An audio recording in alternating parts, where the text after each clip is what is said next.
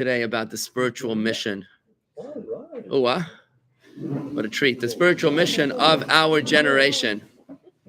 Now, folks. Yeah, you have to change the whole tone now. The spiritual mission of our generation, folks. Now, we've spoken about this in recent study.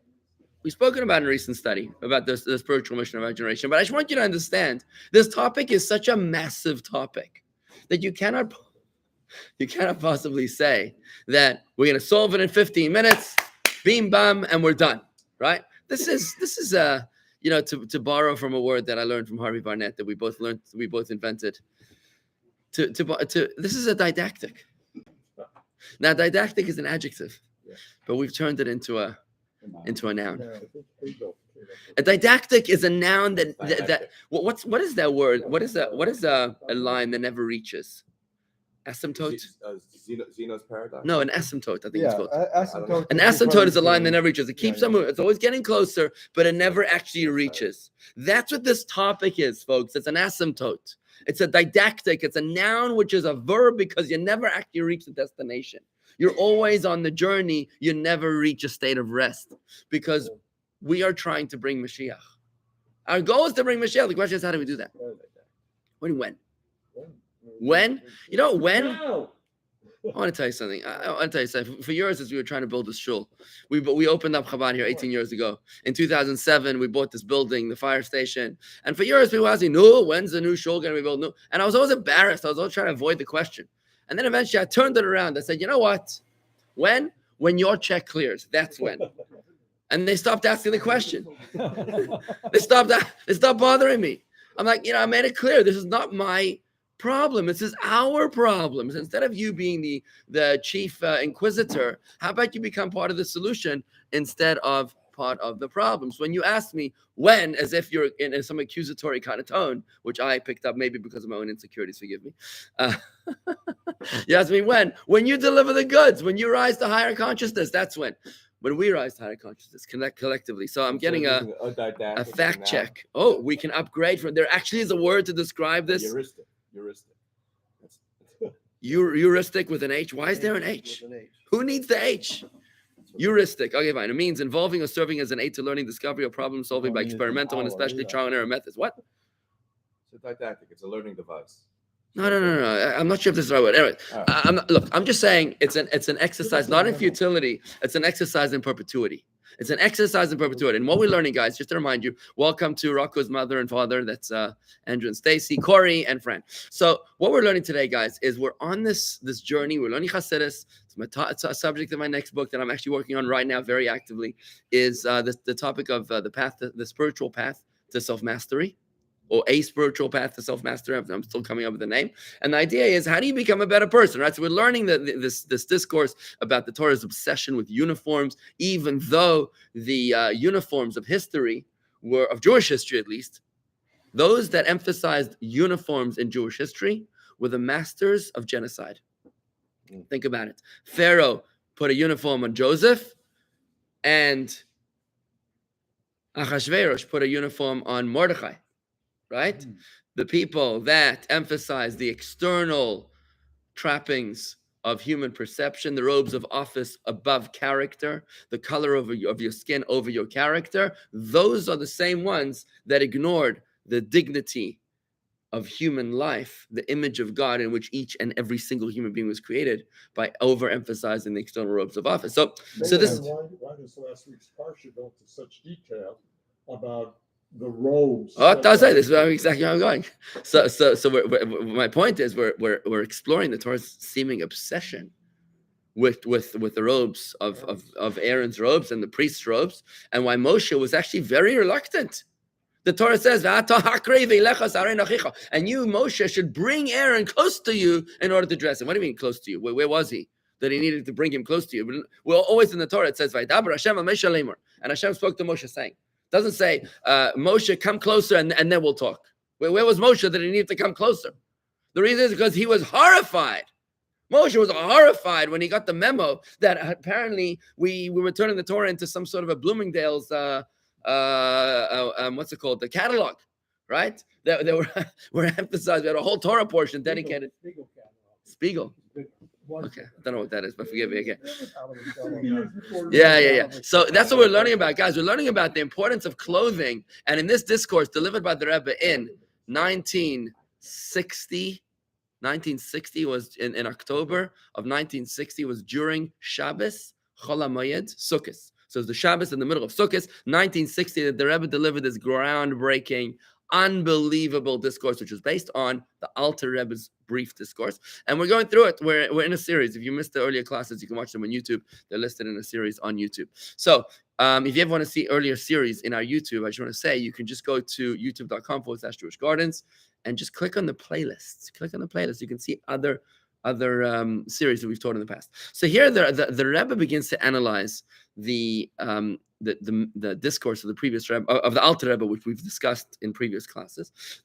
What the Alter Rebbe basically said was that even a stupid person can choose to don the clothing of a wise person. What does it mean, clothing? There's physical clothing to your body, but there's spiritual clothing for your soul. What is this, the clothing of your soul, the wardrobe of your soul? It is your thoughts, your speech, and your action, right? TSA, that's all you need for traveling.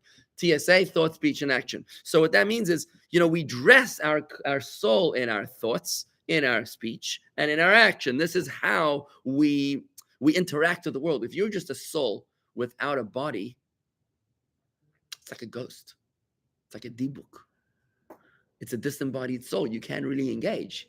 You might be able to see, but we can't see you. This is when somebody passes away. When somebody passes away, there's a dead body, and there's a soul hovering, but you're like non-responsive. You're like, what happened to dad? Right? If you've ever seen a dead body, that's what it feels like. There's a soul there. You can sense it almost. The soul is there at the shiva, at the funeral. We say eulogies not only for the bereaved. We say eulogies for the deceased, because the soul of the deceased can hear us, but we can't hear them.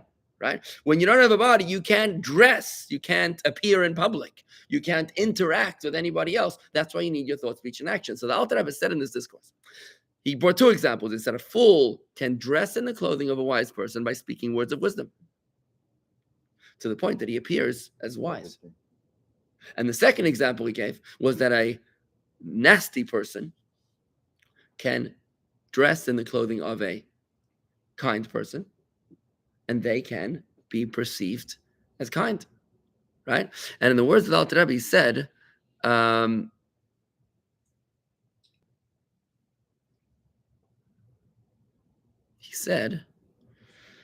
that the power of clothing is not only in perception, it's actually transformative. That's huge. The power of clothing is not only in the perception of the beholder, it's transformational to the essence of the beholden.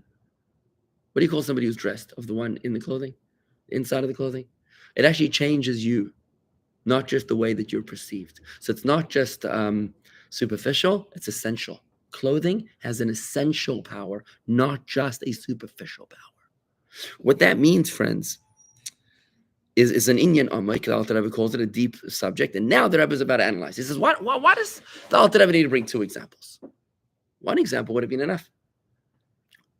I needed to bring an example from intellect and an example from emotion.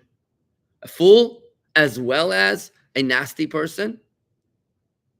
Clearly, he's trying to give us an example of, we learned in Tanya in chapter 3 that our soul, which is who we are, is made up of two parts of our intellect and emotion.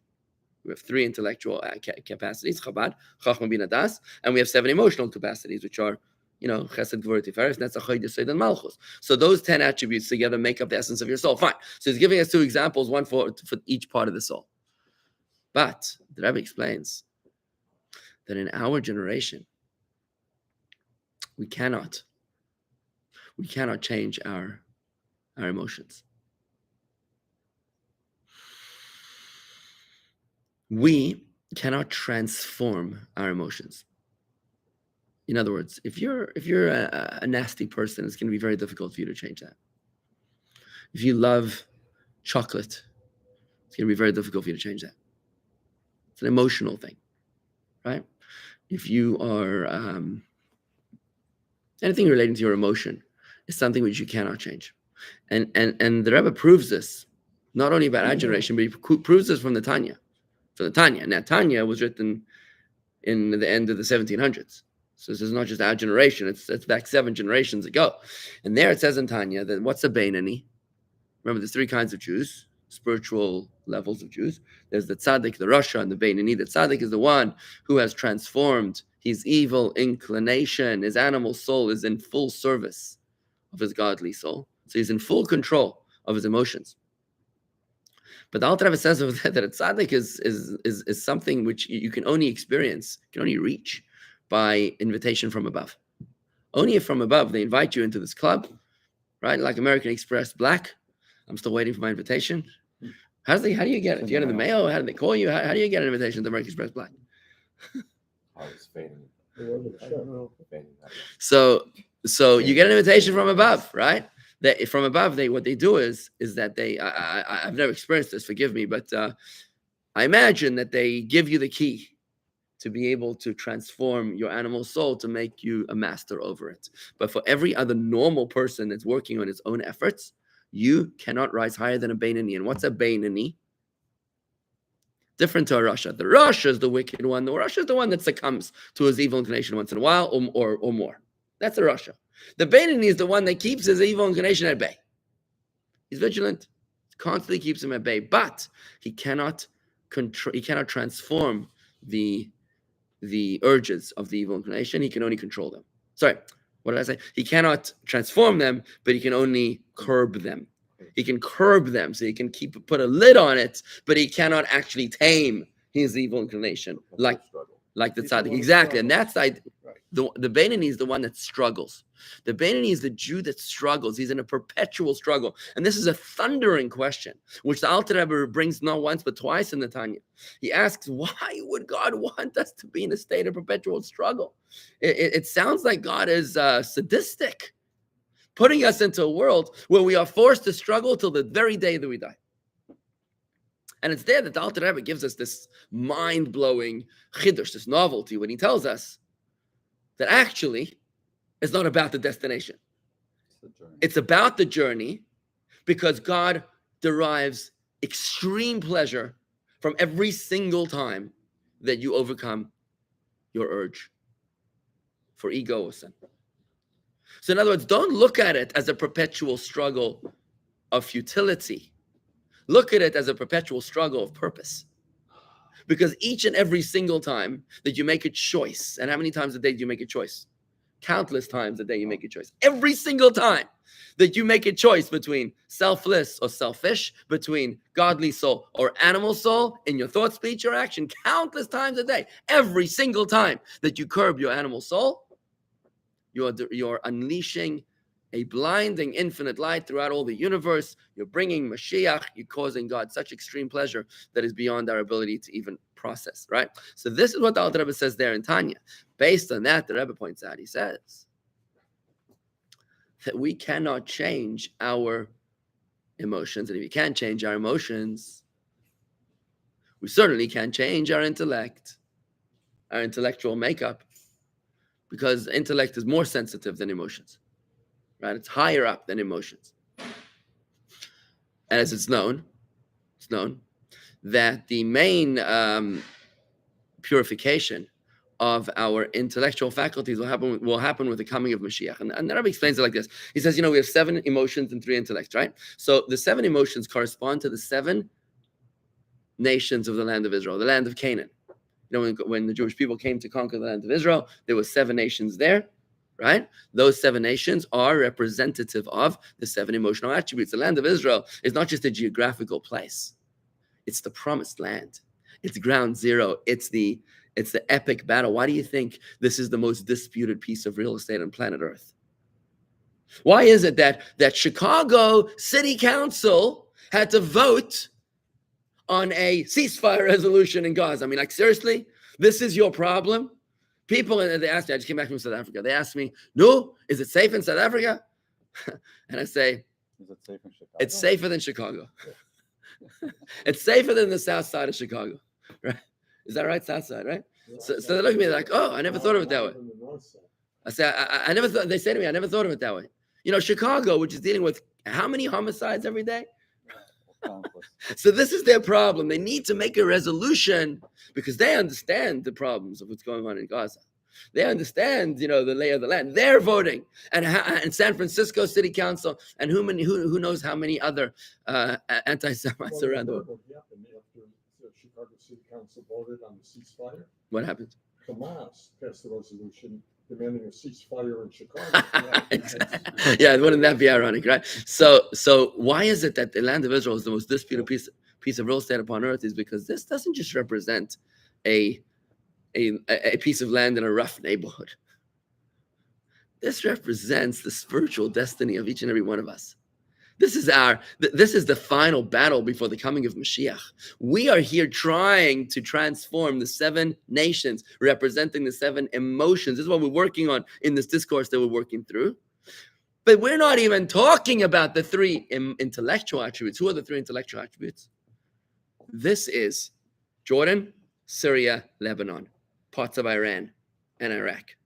Imagine we go to the United Nations, we say, actually, we're not just not going to give away land, West Bank, Jordan, Golan Heights and Gaza. Actually, we want you to give us back our biblical homeland, Tehran, Damascus, Beirut, Tyre, Amman. Right?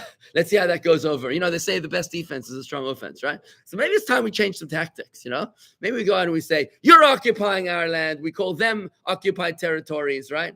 We're not even thinking about this. We're not even thinking about this because the 3 lands, Canaan, Kenizi, and Kadmoni, which are in that region, the northeastern flank of the land of Israel. We've got to drop this West Bank thing. The West Bank is just a bad anti-Semitic term. We can't talk about West Bank as if implying that we're somehow belonging to Jordan. No. We got to start calling Jordan the East Bank.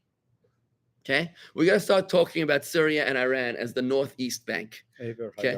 Yeah, exactly. It's what it is. It's what it says in the Torah. Avar Yarden, it's the Transjordan. This is our biblical homeland, and our title deed is in the most published book in the history of humanity.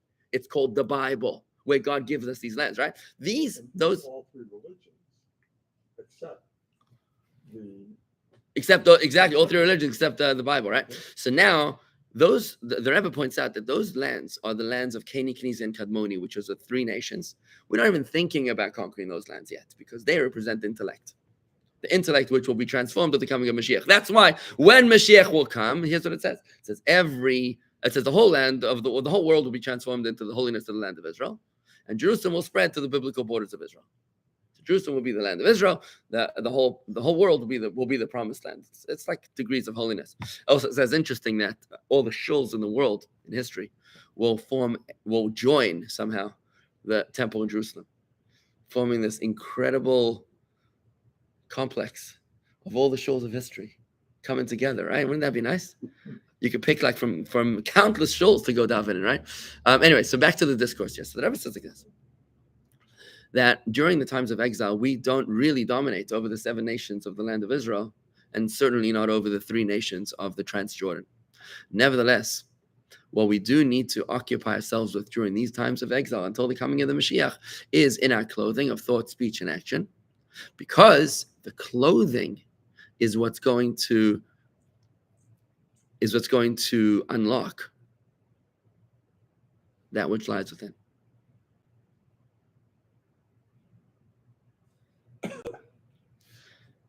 By focusing on our thought, speech, and action, we will modify our intellect and modify our emotions, as in the 2 metaphors, the 2 examples that the Alter Rebbe used in his discourse.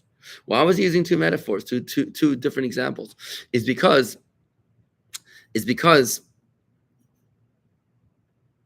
our mission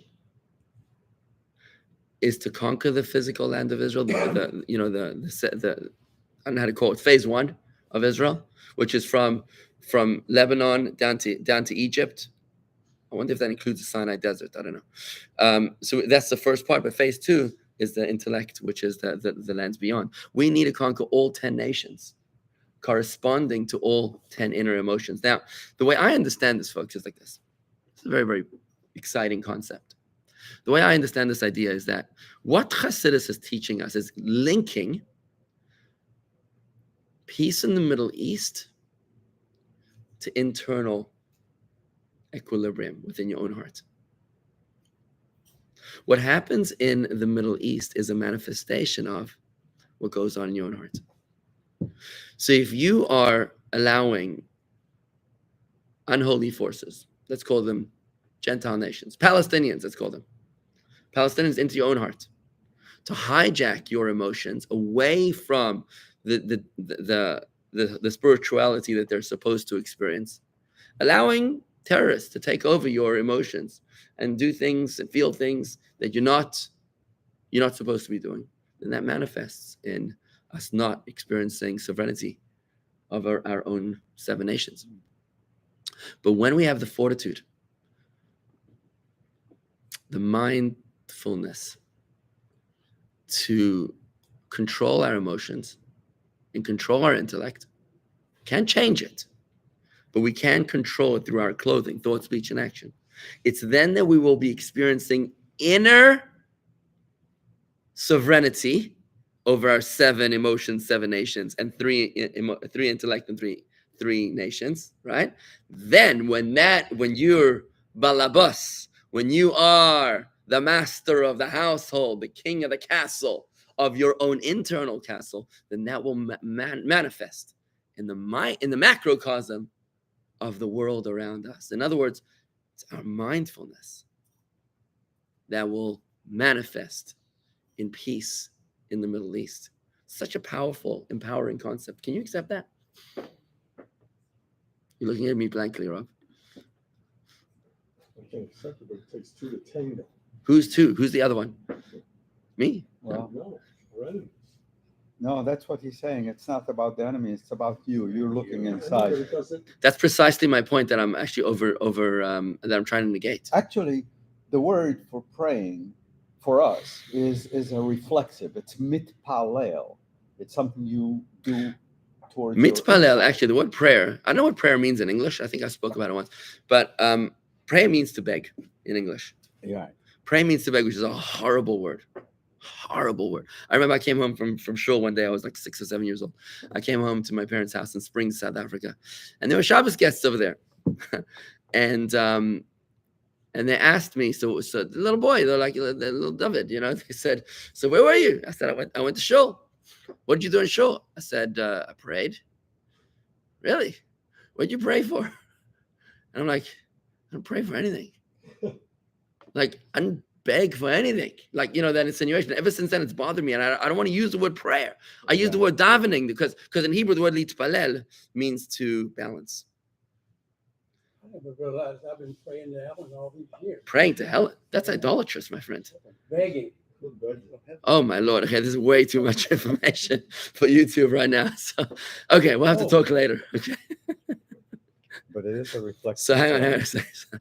What is it? So prayer is insinuating of begging, as if we're in some pathetic insecurity that we have to plead 3 times a day to a God that doesn't answer us. Yeah, but Rabbi, your premise is that if you internalize these kinds of ways to think and the ways to act, that's going to have a positive impact on things that are outside of your. I mean, What are you shrugging your shoulders for? I don't think it's that easy. I think you can come to terms with your own self and employ those kinds of lessons. Doesn't mean that you're going to get somebody else to respond. So you're telling me, you're telling me then. that God is going to answer So you. you're telling me then that you're uncomfortable with the notion that the anti-Semites are going to stop being mean when I experience self-mastery over myself. Right. I know it sounds radical. I know it sounds radical, but I'm saying like this, that this is based on a holistic approach to reality. It's based on a holistic approach, which means that there's only one entity that controls all the moving parts of the universe, whether they are macro or micro, whether it's in my heart or it's 5,000, 12,000 miles away, right? So if you ascribe power to anti-Semites, individual power, and you say they are private contractors, they do whatever they want, right? Which is actually more it's easier for us to accept that approach, to say, the private contractors are evil, they need to be destroyed, and I can't blame God for their behavior. I was sitting yesterday with a major donor of our community, and he said to me that he doesn't want to hear about God these days because he's very upset with God. He's very upset with God. He's very upset with how can God allow such atrocities? There's different levels of conversation that I have with different people in the community, right? And the level of conversation that I can nurture with the millionaires is magnificent. It's deep, it's profound, it's abrasive, it's fun. I love it, right? But with certain people, they're not really asking a question. He wasn't asking me a question. No. He was making me a statement. I was like, okay, like, what do you want me to tell you? We weren't asking me. You were just letting me know how you feel. Like, okay, if you want to engage, I'd be happy to engage. But in your case, Rob, we've managed to create a safe space over here where we're able to call a spade and to say this, that if you believe that God sent the anti-Semites, then God's got a lot of explaining to do. It's much easier to say that the anti-Semite is a private contractor. But the problem with that approach is that if the anti-Semite is a private contractor, then you're being idolatrous because you're believing in more than one power. Right? You're not believing in Hashem Echad, you're believing in Hashem Shtaim or Hashem Shalosh or Hashem Arba, which is words I've never even uttered because they're idolatrous. So forgive me for being so direct. But imagine you saying Shema Yisrael Hashem Elokeinu Hashem Shtaim. You just said there's two gods. There's Hashem and there's Hamas. That's what you just said. Not? You don't agree? I'm overdoing it. You're overcooking the turkey. I'm burning it.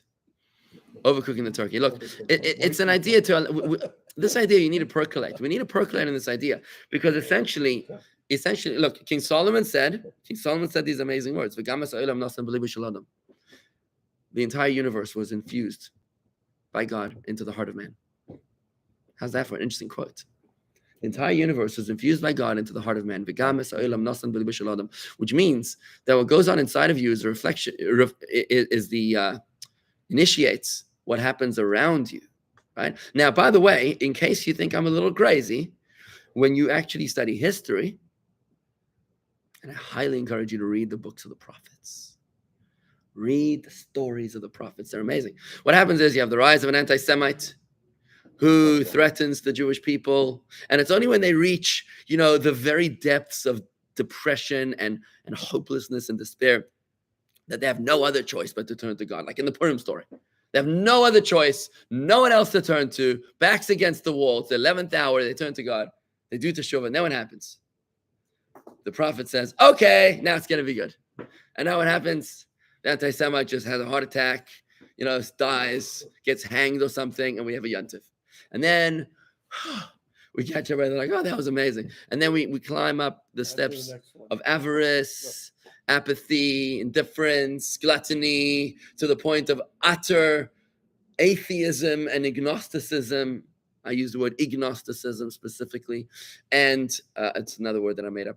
And you reach that point where another anti-Semite rises, right? And you reach the lowest depths of despair and hope. It's all of Jewish history. It's the whole thing. It's amazing. So I'm just saying, I didn't make it up.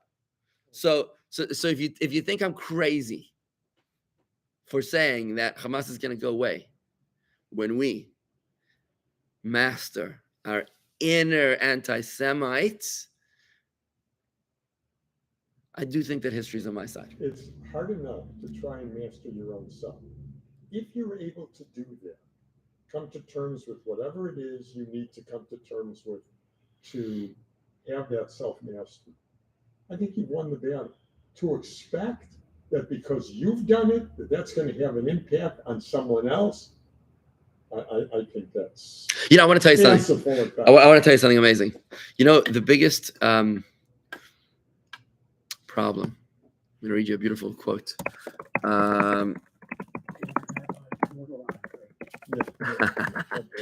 Okay, so here's the thing I want to say. Noah at the ark, Noah's ark. Right? This is one of my favorite thoughts. Noah, it says, was forced into the ark because of the rising waters. So it says because of the rising waters.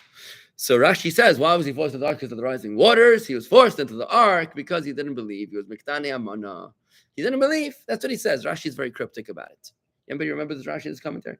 That he didn't believe. And we're like dumbfounded.